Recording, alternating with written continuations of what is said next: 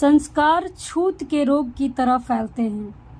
अच्छे तथा बुरे संस्कार संक्रमण रोग की तरह फैलते हैं। जैसे भक्त के हाथ से बोए गए बीज में भी भक्ति संस्कार प्रवेश होते हैं। जो उस अन्न को खाता है उसमें भी भक्ति की प्रेरणा होती है।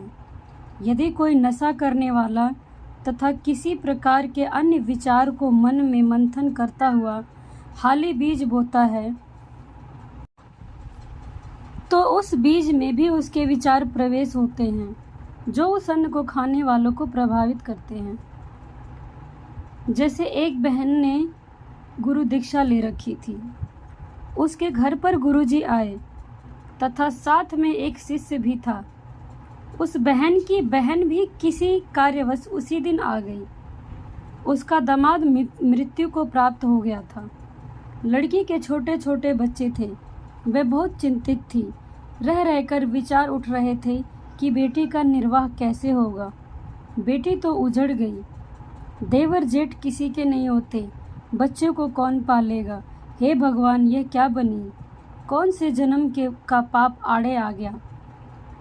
उपदेशी बहन भोजन बनाने लगी तो उसकी बहन उसकी सहायता करने लगी। अधिक भोजन उस बहन ने बनाया जिसका दामाद मर गया था। संत भक्त खाना खाकर सो गए। सुबह भक्त ने गुरुदेव जी से कहा कि हे गुरुदेव, आज रात्रि में निंद्रा के दौरान मन बहुत दुखी रहा।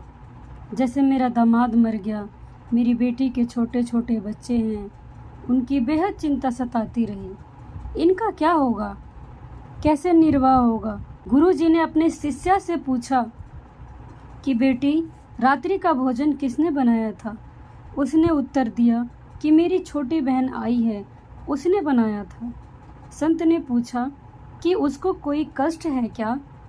शिष्या ने उत्तर दिया कि गुरुदेव, कष्ट तो बहुत ज़्यादा है। लड़की के छोटे छोटे बच्चे हैं, दामाद की मृत्यु हो गई है। सारा दिन मेरी बहन इसी चिंता में रहती है। दिन में कई बार यह कहती रहती है कि बेटी का क्या होगा, कैसे बच्चों का पालन करेगी। गुरुजी ने शिष्य को बताया कि उस बेटी के विचार भोजन में प्रविष्ट हो हुए और भोजन खाने वालों को प्रभावित किया। मेरे को भी यही परेशानी सारी रात रही थी। इस प्रकार यदि भक्ति नाम सिमरण करते या आरती या संतों की वाणी का मनन करते करते भोजन बनाया जाए तो खाने वाले में भी वे सुसंस्कार अच्छी प्रेरणा करते हैं। भक्ति की रुचि बढ़ती है। कोई हाली गाने रागनी गाता हुआ बीज बोता है या खाना बनाने वाली गाने या रागनी गाती हुई भोजन बनाती है तो उस अन्न में वे संस्कार प्रवेश हो जाते हैं। उसे खाने वाले का स्वभाव भी उसी प्रकार बकवाद करने को प्रेरित होता है, जिसका परिणाम वर्तमान में दिखाई दे रहा है। अच्छाई में कम, बुराई में अधिक संख्या में मानव लगा है। यदि संतों की वाणी, पाठ, आरती, स्मरण करने वालों की संख्या अधिक हो जाएगी तो वातावरण भक्तिमय हो जाएगा। प्रत्येक व्यक्ति के मन में भक्ति जैसे भाव उपजेंगे। उस वातावरण को बनाने के लिए घर घर में आरती, रामायणी तथा नित्य नियम चलना चाहिए। गुरुदेव से दीक्षा लेकर नाम का स्मरण करना चाहिए, जिससे वातावरण में भक्ति के विचारों के तत्व अधिक भर जाएं तथा बुरे संस्कार वाले विचार ऊपर उठ जाएंगे। भक्ति संस्कार ऑक्सीजन जानो तथा बुरे विचार कार्बन डाइऑक्साइड समझें।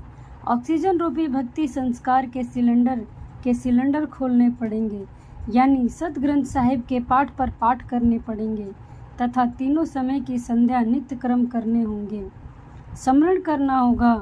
भक्ति करने वालों की संख्या बढ़ेगी तो भक्ति के विचार भी पृथ्वी पर अधिक फैलेंगे, जिनसे प्रत्येक के मन में शांति का आभास होगा।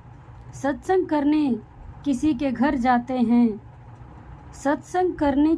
घर जाते थे तो पहले दिन तो हमारा भी मन अशांत हो जाता था। फिर प्रत्येक भक्त अपनी अपनी रामायणी, सुबह के नित्य नियम, शाम की संध्या आरती तथा सुमरन करते फिर सत्संग सुनाता, तब उस घर से बुरे विचार, कुसंस्कार निकल जाते। सुसंस्कार की अधिकता होने से मन शांत होता।